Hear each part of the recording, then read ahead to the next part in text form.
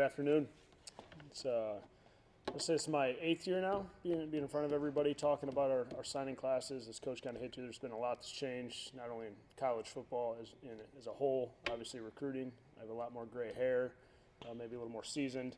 But every year it's fun. It's fun to celebrate our class. You know, there's a lot of work. It's 2 or 3 years in the making with all of these guys. It goes back to seeing these guys at high schools, at their games, getting them on campus for our camps, for junior days, unofficial visits, summer official visits now. And it's not, I know I'm the one that has to talk to you guys all the time, but it really is. It takes a village to put together a recruiting class, from our coaching staff that does a great job to our support staff. There's some in the building here, professors on campus, academic support, and then mostly our players. Our players are obviously, they're vital in helping us recruit guys, host guys when they're on campus, and we really look to their feedback. It's a smaller class this year, only 15 scholarship guys, 2 walk-ons, which is very different than years past. Obviously, the 2 walk-ons and that number being so low is due to the 105 number. As we're going through and trying to restructure our roster, there's just not as much space as we once had, so that's something that's definitely unique for us. Usually we've always got 10 to 12 walk-ons that are committed at this point, so this year only having 2, definitely a little bit different. It's really a Midwest class. I think we've got, 12 of our 15 commitments, scholarship commitments, are from surrounding states or within that 6 or 7 hour radius. I think 11 of them are from Iowa or states that are touching. So then we got a couple guys from Florida, one from Massachusetts, lives in Massachusetts, goes to school in Connecticut. But it really is kind of a tight Midwest class. And it's, as a whole, kind of hit what we needed to right now more than ever. The fluidity in your roster, it's ever changing. So you're trying to project what spots you need from a high school standpoint, from a portal standpoint. Coaches have the tendency to overreact sometimes at any given point in the year, whether it's spring ball or fall camp, based on what their room looks like. But you have to be in constant communication with Coach Ferentz, the coordinators, the position coaches, on just what the outlook of the room looks like. And now more than ever, we've condensed those spots. So right now, as you can imagine, Coach Parker's trying to get more spots on the defensive side of the football. And he showed me his algebra equation on his board in his office that I did not understand at all. But that's what they're trying to do. Initially when I sat down and kind of looked at where our roster was and what our budget was for each position, each side of the ball, and you condense it down, you realize that 105 is still a lot of players, but going from 130 to 105, you're really cutting a lot of meat off the bone. So it's been a fun exercise. We're still talking through it as a staff and kind of figuring out where we're going and how we want to budget everything. But it certainly played a role into this class being a little bit smaller this year. And as Coach said, our goal is always to build through the high school ranks, just like the NFL builds through the draft. Our transfer portal is the NFL's free agency. We'd like to go out and fill some holes that if we have some, we'll do that with the transfer portal. We will be active in the transfer portal. I will not get into specifics. I know the question will come about what positions we're going after. You guys all follow me on Twitter. You can probably see some of the follows I have. You can probably put 2 and 2 together and figure that out. But that'll ramp up on Monday. Obviously there's some kids already in the portal, grad transfers. There's some kids that are coming from schools where their staff unfortunately got fired. So it's already started a little bit, but I think Monday the avalanche is really coming, and that's kind of where myself and our personnel department will dive into that with our coaches, and it'll be good. And one thing to kind of dovetail off what Coach is talking about with the calendar change, having our coaches here in December and not being on the road for not only roster retention, but when you're trying to look to kind of fill some holes through the portal is also a huge advantage. The last couple of Decembers have been pure chaos. You don't know what day it is, what's going on. You're trying to retain your roster, get ready for a Big Ten title game, bowl game. You're out on the road recruiting. It's just pure chaos. I think this is one thing the NCAA did get right. It's a step in the right direction, but as a whole, I think the calendar maybe needs to be blown up and start over again, but not sure when that'll happen. But with that, I'll open up to any questions you may have about the class in general. Thank you, Tyler. I like Hawkeyes Beacon. Wanted to ask about Delonte Dean. I know he was your most recent signee commit. I've heard that he has the idea of playing defense and offense. Was curious about your thoughts on his versatility and playmaking, but also had seen that Louisville made a little bit of a late push. Were you sweating? Yeah. We usually have uneventful signing days, and I thought we were headed that way. I was actually at the basketball game with my son last night, and didn't see Dix make the game-winning shot because I was looking down at my phone to a text I didn't expect to receive with some not-so-great news. So it was a later night than I would like to admit, but we got it done. And Tay's awesome. I mean, actually, Rhett Smines, who's in the back of the room, we had Tay on our board as a running back for about a year and a half, and he doesn't have his film put on Huddle, which is kind of interesting. Every kid in America does at this point.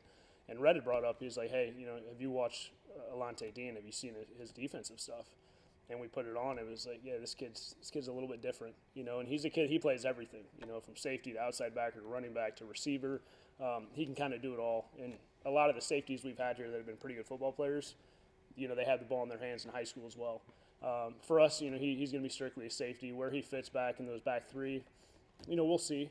We really don't go out and try and recruit a strong, a free, a cash. We try and find the best safeties, and then when they get here, we let Phil kind of do his magic and see where they fit best. But he's certainly got some versatility.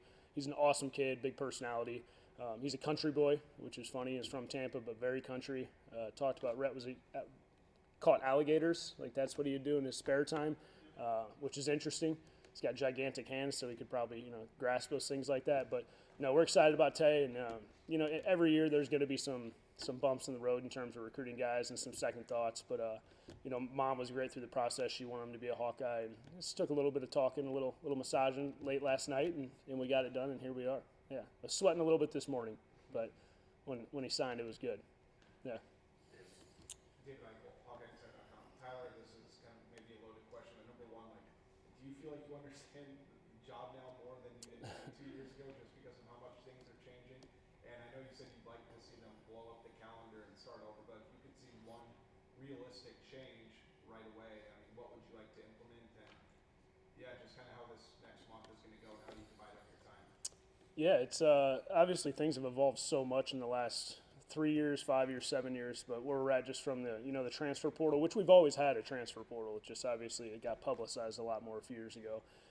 Then you add in NIL into that, which has changed things. Now you have revenue sharing coming, which is certainly going to change things that we're working through with that. I've been able to take a little bit more of a step back in terms of the high school recruiting stuff. I've got a great staff with Rhett and Matt Spalding and Scott Southmaid. Rhett pops through like 200 guys a day. He's a machine when it comes to evaluating.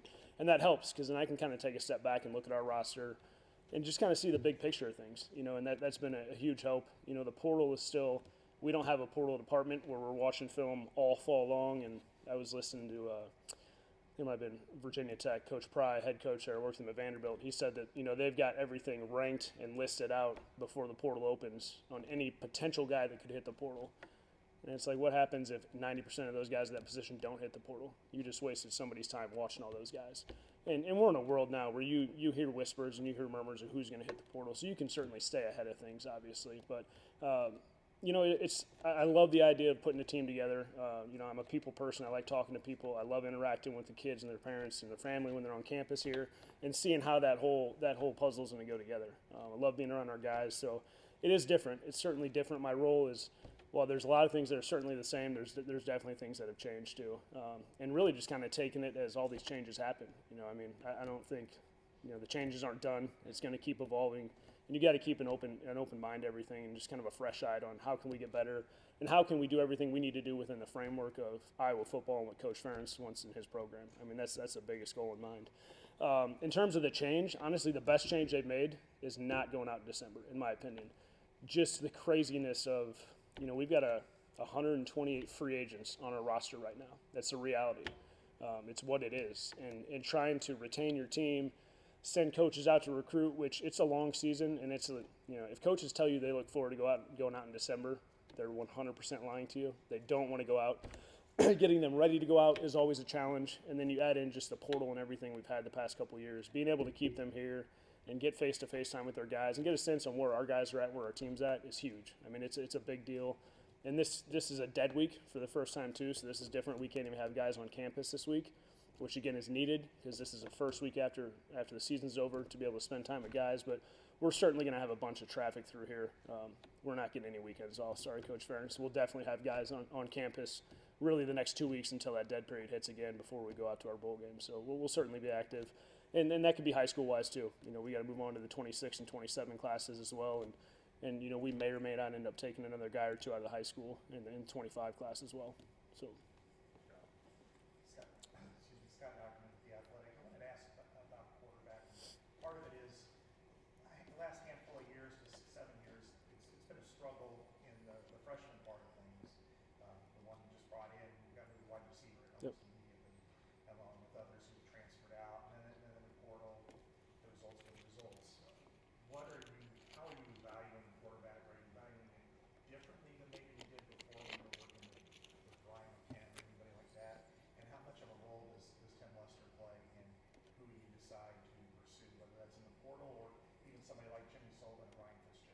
Yeah, when we evaluate quarterbacks, it's 100% going to be we're going to work around who the offense coordinator and the quarterbacks coach is.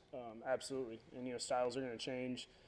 You'd always you don't want statues back there unless he's got just absolutely elite arm talent. But even then, you see it. I mean, football, it's an imperfect game. You can have a great O-line, but at some point something's going to break down where you got to be able to move a little bit. But Tim played the position at a high level. He's coached the position for a long time. He knows exactly what he's looking for and exactly what he wants. But he's also open-minded too. Obviously we had Cade and Sawyer this year, two very different quarterbacks, and then you throw in with Jackson and Marco. You've got 4 different styles there that you can work with. There are certain characteristics that Tim really wants to see. But a huge part of the quarterback thing that people don't really talk about is you can be the most talented guy in the world, but in between the ears is where it's all gonna take place there, and just having a chance to get guys on campus and dig through them on what they really know conceptually, what can they handle. We'll go through 4 or 5 of our play calls and see if you can regurgitate it back to us with all the assignments and what you see there, and that's a big part of it. The good news, it's different this year. Tim's actually not going out on the road recruiting. I actually took his place this year, and because he wanted to be on campus all spring with Jimmy, and if we happen to bring in another guy, to spend as much time as possible with those guys, getting them into our playbook and understanding the offense. And that includes Sully right now. Sully got here in June.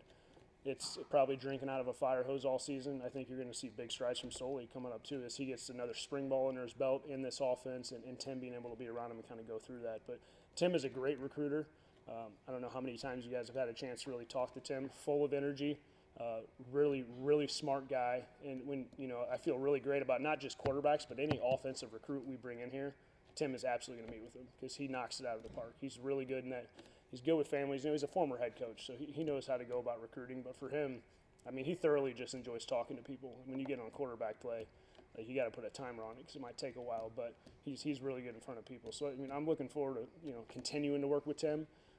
We've got some guys identified in the next class, in the 27 class. We're kind of on to the 27 class, which is crazy to think about quarterback-wise, but quarterbacks are always the first ones to go. They're the earliest guys, so you kind of got to stay a step ahead of it. Chad, nice to go to one register. Do you already know, if guys like Logan Jones and Ethan Burkett are coming back? There's probably others. Yeah. Than you could. Yes and no. Okay. Yes and no. There's still some conversations taking place, yeah. Okay. How are you dealing with this 105 thing? You said 128, so you're basically going from 128 to 105. Is that kind of what you're saying? Correct. Yep. Do you envision having more than 105 in June before you get down to make cuts? Is it Yeah. hard knocks? How are you approaching Yeah. this cut down thing? It's a smaller class, certainly, it's harder. For sure. It's a great conversation. We've talked about it a bunch as a staff. We have to be at 105 by the start of fall camp next year. And I think, there's a few different populations on our team. There's guys that will 100% want to go transfer and play somewhere else. There's guys that will want to stay and fight like hell to make the 105 and stay in the spring, go through that. And then I think there's some guys that may say, hey, I'll go through the spring, but I'm going to call it up and just finish my undergraduate degree here and graduate from Iowa and not play somewhere else. So we've left the door open for everybody to come back in the spring. You certainly have to have those conversations to give these kids a heads up, because if they want to hit the portal now, you want to do it.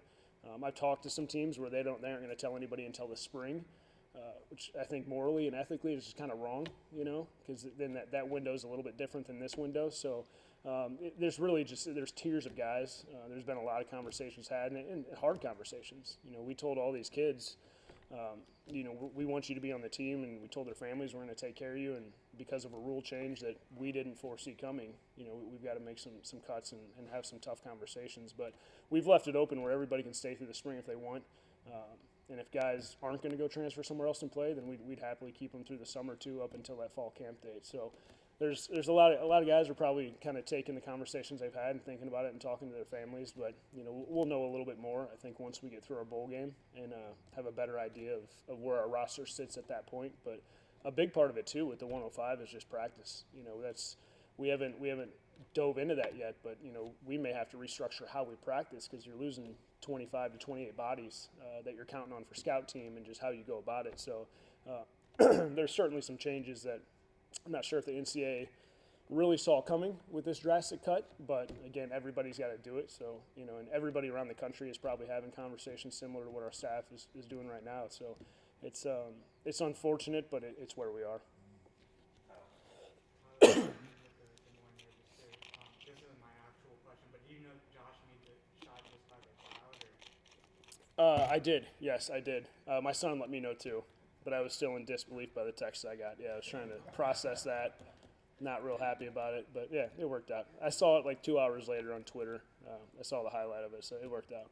Yeah. Terrence Smith, just curious how that recruitment folded from your end. What you feel like he brings to the program? Yeah, Terrence. Coach Wallace really was the first person to bring up Terrence. Had a couple of offers, nothing crazy. And he had been through the school and just sent a text to Matt Spalding. He's like, "Hey, you mind taking a look at this kid?" And we both popped him on. And Terrence is a big kid. He's the first guy off the bus type of guy. Like that's what you wanna play with. Elite basketball player, really good hooper. Had some lower level D1 interest in basketball as well. When you see Terrence, he's got big hands. 50-50 balls are not 50-50 balls for Terrence. Those are 75-25 balls. He really is great at going up and high pointing the ball. And again, at the same point, he's still raw too. Like there's still a lot of growth that you're going to see out of him. But another really good kid. Parents are good people.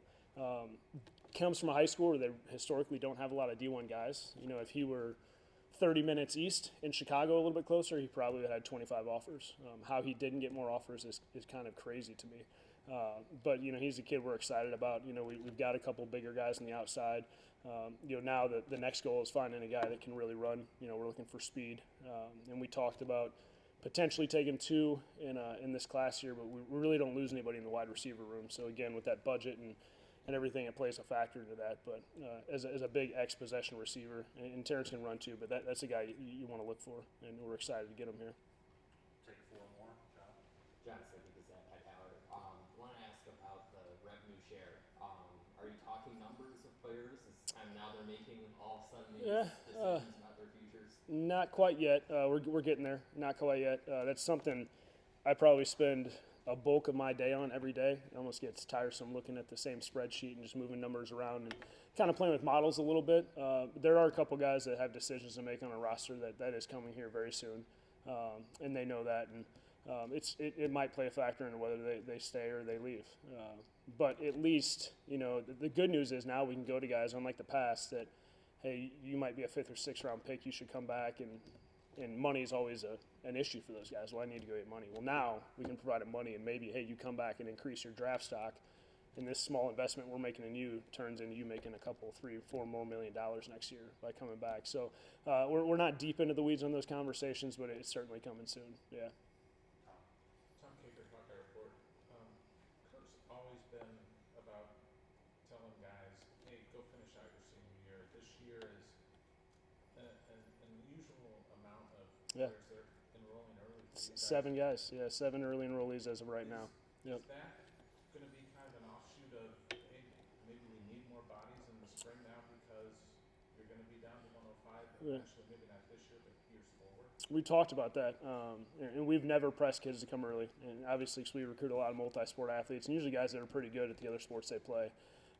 There are a couple guys that aren't coming early that I would love to get here early, but I get it. I get what they want to stay for. But I don't think we'll ever make it a demand that you need to come early, but we'll certainly, I think, because of spring, because you lose your senior class and you don't technically have your freshman class in, moving forward practice-wise, that's going to be an issue. So I think we might encourage guys. But some guys, they just want to stay and finish out their senior, which we get. But I think you're going to see, it's already started around the country, but I think more and more around the country, you're going to see staffs really try and press guys to graduate early and get on campus in the spring, just from a body standpoint, because then after the season, you have guys that have postseason surgeries. I mean, your roster is really shrunk at that point. So this is an odd year for us to have 7 guys. I think that's the most out of high school we've ever had. And we didn't push any of the guys to do it. I think just a lot of the guys, that's where it's turned into high school too. A lot of guys can't wait to. I loved my time in high school. I wouldn't want to go to college early, but a lot of guys are just ready to get out of high school and get started playing football. So it's, we've talked about it, but it's certainly going to play a factor in some of those recruitments moving forward. Yeah.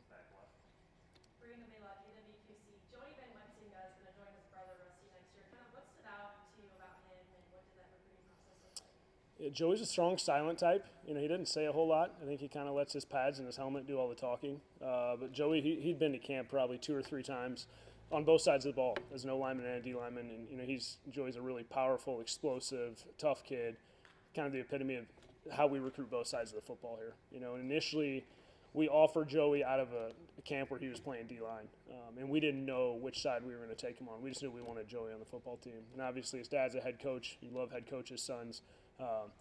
But, you know, it's funny. Joey's here all the time, and I think I hear him say 4 or 5 words. On his official visit, his brother hosted him, so we saw a little bit more personality come out of him, more trash talking than anything else. But he's your typical Iowa lineman. Like, that's exactly what we're looking for, kind of the strong, silent type. The guys that don't talk much and do what he does on a football field, those are the guys that scare you a little bit, in a good way. Yeah, in a good way. Last question, Elliot. Hey, Tyler. Hawkeye Beacon. I don't know how I'm the first one to ask about Yosei and Vanessa, but that was another one that sounded like it was a little bit more, I don't know if contentious is the right word, but competitive with Yeah. 2 other schools. And 2-parter here, sorry. Yep.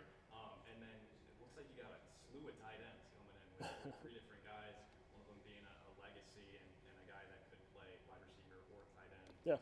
So just wanted to ask about both of those things. Yeah, Yosei kind of joked with Epi and Stephanie. It's just, you know, I wish you had more kids because then you wouldn't have enough time to go out and visit all these other schools like you're doing with Yosei. You know, with AJ and his sister Sam, they were always busy, and Eric. And I was like, man, the 5th kid, like this, or the 4th kid, sorry, this is tough because now you actually can go see things. But that family's awesome. And, you know, sometimes when you're recruiting legacies, and especially he's had 2 brothers here, obviously everybody knows his dad is a Hawkeye through and through. Sometimes you worry about does this kid want to go do his own thing, and is this the one that's going to go forge their own path?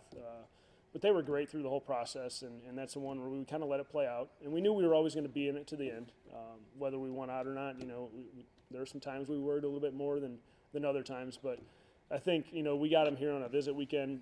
He wasn't here with our big official visit weekend. He came a couple weeks before, and we had a legacy event where a lot of our alumni came back. And I think just Epi being around everybody and Yosei seeing kind of how everybody, you know, operates around each other. AJ came back for that visit, which was huge. I think that visit just that really pushed things over the top for us. And again, we don't pressure anybody, and we certainly weren't going to pressure Yosei.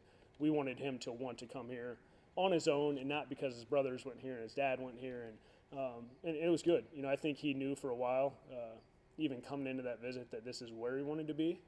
But we just kind of let it play out, and we had a lot of things working in our favor, obviously, with the family, and AJ coming back, I think, was huge too. But even we had to tell AJ, like, hey, back off a little bit. Like, you know, it's okay. Like, we need your help, but just, you know, tone it down some. But obviously excited to get him here. He's one I wish were coming in January, but it's fine. We'll get him here in June and get him up and rolling. And then tight ends, yeah, it's you know, Mason it is challenging recruiting a coaching staff son. It's very different, you know, because you don't want to overstep your bounds. Sometimes you know, Mace, when I got back, Mace was, you know, a little kid. I've known Mace since he's been like 2 or 3. So, and sometimes you forget about him. It's like, man, oh yeah, Mason's here because he's in the building all the time.